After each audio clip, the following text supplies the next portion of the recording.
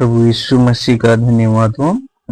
मैं आज आप लोगों को बताना चाहता हूँ, प्रभु यीशु मसीह जो है आज मेरे द्वारा जो है गुप्त रहस्य बताना चाहता है, जो कि आप लोगों ने मैं विश्वास करता हूँ आप लोग डेली बाइबल को पढ़ते हैं और मनन करते हैं, प्रार्थना करते हैं, सब कुछ करते हैं, लेकिन इस वचन को पूरा छोड़ेंगे तो प्रभु यीशु मसीह आज आपको आशीर्वाद से भर देगा। आपके जीवन का जो पर्दा है वो भी खुल जाएगा।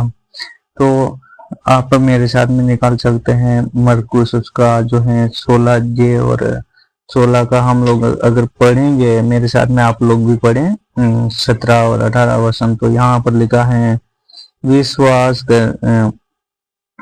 करने वालों में ये चिन्ह होंगे कि वे मेरे नाम से दुष्ट आत्मा को निकालेंगे, नई नई भाषा बोलेंगे, सांपों को उठा लेंगे, और यदि वे प्राण नाशक वस्तु भी पी जाएं तो भी उनकी कुछ हानि न होगी।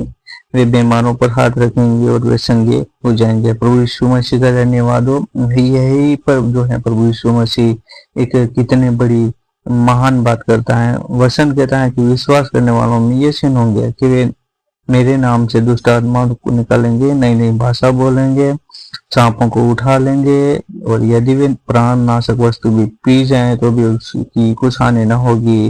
वे बीमारों पर हाथ रखेंगे और बीमार क्या हो जाएंगे, चंगे हो जाएंगे। तो एक कितने बड़ी अद्भुत बात है ये, ठीक है।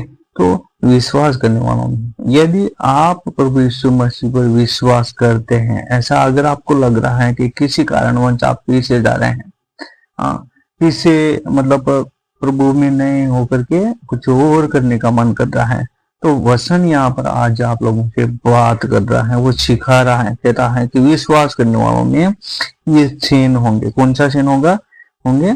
वे मेरे नाम से क्या करेंगे, दुष्ट आत्माओं को निकाल देंगे। यीशु मसीह के नाम से यदि आप प्रार्थना करेंगे तो क्या हो जाएंगे, दुष्ट आत्मा निकल जाएगी।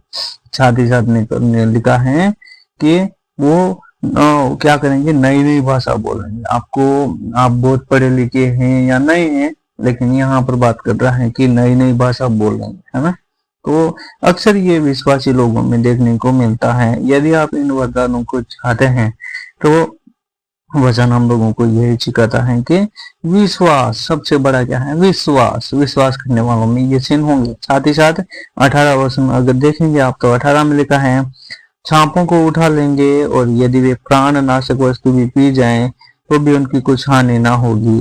वे बीमारों पर हाथ रखेंगे और वे चंगे हो जाएंगे। हालेलुया। हाँ, बात यहीं पे खत्म नहीं हो जाती है, मैं और आपको गहराई में लेकर के जाना चाहता हूँ।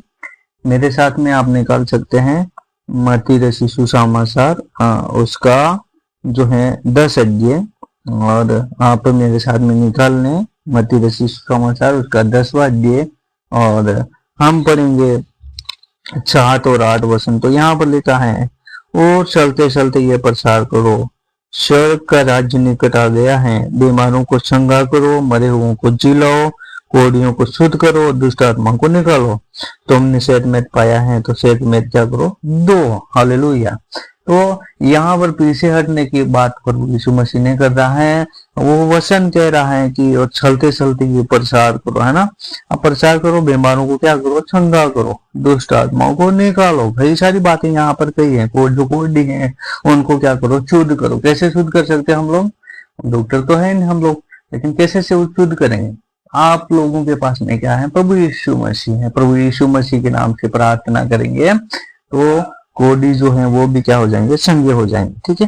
तो ये एक अद्भुत वचन है प्रभु यीशु मसीह का। साथ ही साथ एक और वचन आप मेरे साथ में निकालेंगे। यहाँ पर क्या लिखा है, प्रभु यीशु मसीह क्या कहना चाहता है हम लोगों से। तो प्रेतों का काम उसका 1 अध्याय और 8 वचन अगर आप पढ़ेंगे 1 का 8, तो लिखा है इस प्रकार से लिखा है, आप भी पढ़ सकते। परंतु जब पवित्र आत्मा तुम पर आएगा तब तुम सामर्थ पाओगे, और यरूशलेम और सारे यहूदियों और समरिया में और पृथ्वी की छोर तक मेरे गवाह होंगे। तो पवित्र आत्मा पाने के लिए क्या करना पड़ेगा, प्रार्थना करना पड़ेगा, और प्रार्थना से पहले क्या करना पड़ेगा, विश्वास करना पड़ेगा। और अधिकार तो इतना बड़ा दिया है कि अधिकार को हमें लेने के लिए उसके पीछे चलने की आवश्यकता है। तो ये प्रभु यीशु मसीह का एक बहुत बड़ा भेद था, ठीक है। ये गुप्त वचन था जो कि कई सारे लोगों को नहीं पता है। कई सारे लोग हैं जो वचन नहीं मिलने के कारण पीछे हटते जाते हैं। तो मैं आज आप लोगों को यही बताना चाहूंगा कि आपको पीछे हटने की आवश्यकता नहीं है, आपको विश्वास करने की आवश्यकता है। साथ ही साथ क्या करने की आवश्यकता है? प्रार्थना करने की आवश्यकता है, ठीक है। जब प्रार्थना करेंगे तो क्या हो जाएगा? 8 वचन में लिखा है, परंतु जब पवित्र आत्मा तुम पर आएगा तब तुम सामर्थ पाओगे और यरूशलेम और सारे यहूदियों और सामरिया में और पृथ्वी की छोर तक मेरे गवाह होंगे। तो गवाह हम तब भी हो पाएंगे जब हम प्रार्थना करेंगे, पवित्र आत्मा हम पर आएगा, ठीक है। 2 अध्याय अगर हम पढ़ेंगे इसी का प्रेतों का काम, तो वहां पर क्या कर रहे थे? 120 लोग मिलकर के प्रार्थना कर रहे थे, और जब उनके ऊपर पवित्र आत्मा आई वो अन्य भाषा में प्रार्थना कर रहे थे। तो हमें भी यहाँ पर यही सीखने को मिलता है, हमें भी क्या करना चाहिए? प्रार्थना करना चाहिए और विश्वास करना चाहिए। विश्वास करेंगे तो क्या होगा? क्या लिखा है? हमने पढ़ा मरकुस उसका 16 अध्याय और 17 और 18 वचन में, तो अन्य भाषा बोलेंगे, बीमारों को चंगा करेंगे, सांपों को उठा लेंगे, ठीक है। तो ये सारा काम हमें करने का अधिकार प्रभु ने दिया है, हम इस काम को करने के योग्य हैं। तो यीशु मसीह इस वचन के द्वारा आपको बहुत बहुत आशीर्वाद प्रदान करें।